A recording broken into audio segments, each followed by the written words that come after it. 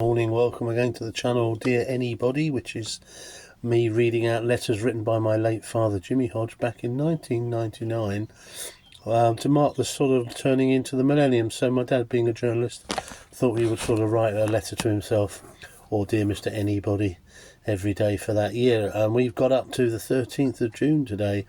The war in Kosovo seems to be the main occupation of the papers. Somehow 200 Russian soldiers were in the capital.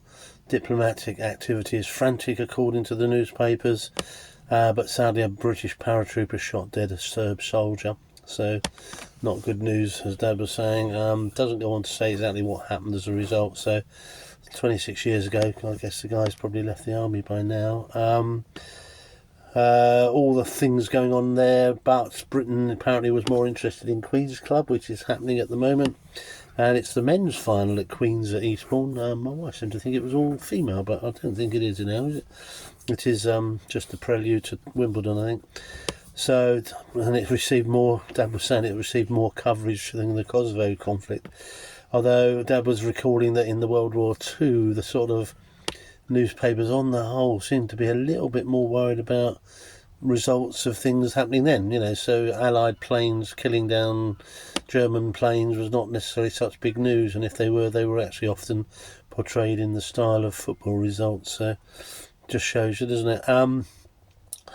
The war and its aftermath will get pushed back further because it was the marriage of Sophie Rhys-Jones and Prince Edward some 26 years ago.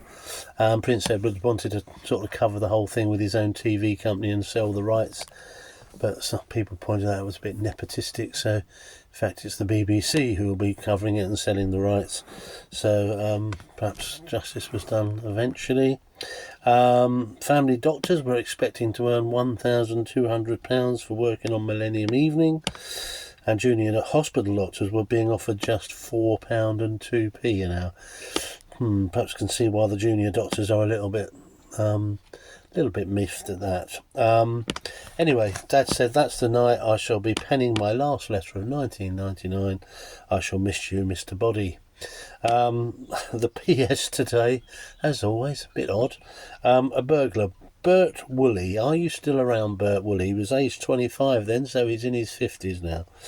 Was arrested after dozing off in a bubble bath after burglary. He'd run for himself after he'd done a burglary in Sacramento, California. And I've not been a police officer, but I'm told that happens more than you'd believe. That burglars will go into a house and then have a bath, and have a whatever, and you think, oh right, okay, rubbing it in a bit, really, isn't it? Make themselves useful of the facilities. Perhaps they don't have them very much, but anyway, Bert Woolley, where are you? Age 51 now, maybe. Let us know how you got on if you see this. Anyway, that was it for today, 13th of June, 1999. You have a nice day. It's sunny here in good old Folkestone, and you have a nice day, and you take care. There you go.